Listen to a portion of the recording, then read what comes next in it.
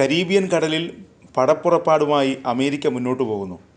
ഉപരോധവും സേനാവിന്യാസവും കടുപ്പിക്കുന്നു. അമേരിക്കയുടെ ലക്ഷ്യം വെനസ്വേലയാണ്. Venezuelan president Nicholas മഡുറോയെ ശത്രുവായി പ്രഖ്യാപിച്ചിരിക്കുകയാണ് അമേരിക്ക. മഡുറോയെ പുറത്താക്കാൻ 18 അടവും ട്രംപ് പയറ്റുന്നു. അമേരിക്കയുടെ അതിനൂതന വിമാനവാഹിനി കപ്പലായ USS Gerald R Ford Caribbean മേഖലയിലേക്ക് നീങ്ങി. ഇതും ആശങ്ക വർദ്ധിപ്പിച്ചിട്ടുണ്ട്. ലഹരിക്കടത്ത് തടയുന്നതിനുള്ള നടപടികളുടെ ഭാഗമായാണ് ഈ നീക്കമെന്നാണ് അമേരിക്ക അവകാശപ്പെടുന്നത്. എന്നാൽ അമേരിക്കയുടെ ലക്ഷ്യം വെനസ്വേലയാണെന്ന് വ്യക്തമാണ്. നിലവിൽ മെഡിറ്ററേനിയൻ കടലിലാണ് കപ്പലുള്ളത്. അവിടെ നിന്ന് കപ്പൽ ലാറ്റിൻ അമേരിക്കൻ തീരത്തേക്ക് നീങ്ങുമെന്നാണ് ഏറ്റവും പുതിയ റിപ്പോർട്ട്. US മയക്കുമരുന്ന് കടത്തുന്നതായി ആരോപിച്ച് വെനസ്വേല തീരത്ത് നിരവധി ബോട്ടുകൾ അടുത്തിടെ US സൈന്യം തകർത്തിരുന്നു. മയക്കുമരുന്ന് ഭീകരവാദവുമായി ബന്ധപ്പെട്ട കേസുകൾ മഡുറോ US നേരിടുന്നുണ്ട്.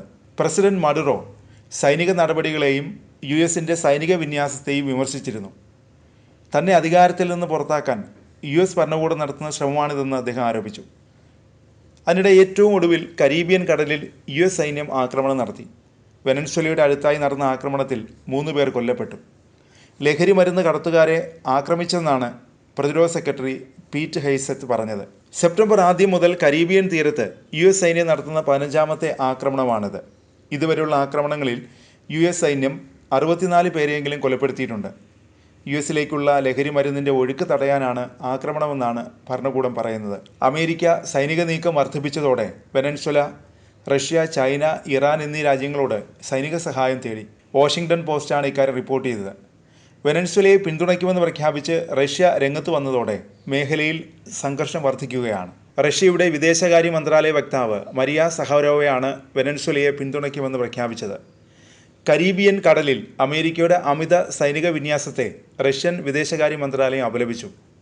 മയക്കുമരുന്ന് വിരുദ്ധ പ്രവർത്തനങ്ങളിൽ അമിതമായി സൈനിക ശക്തി ഉപയോഗിക്കുന്നതിനെ ശക്തമായി അപലപിക്കുന്നു.